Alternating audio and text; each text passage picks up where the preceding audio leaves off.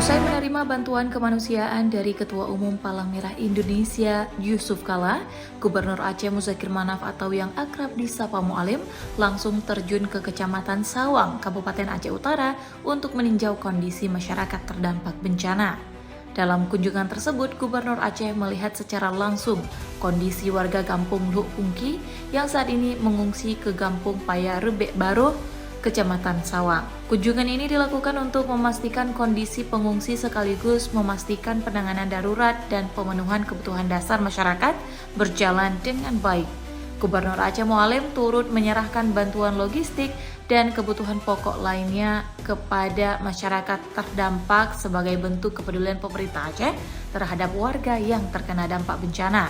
Kunjungan Gubernur Aceh tersebut dilakukan ke sejumlah kampung di Kecamatan Sawang, antara lain Kampung Luk Pungki, Kampung Paya Rebek Baru sebagai lokasi pengungsian warga serta Kampung Riseh Tunong yang menjadi salah satu wilayah dengan akses paling sulit ditembus akibat kerusakan infrastruktur pasca bencana. Wakil Bupati Aceh Utara Tarmizi Panyang menyampaikan apresiasi dan juga ucapan terima kasih atas perhatian serta kehadiran Gubernur Aceh di tengah masyarakat.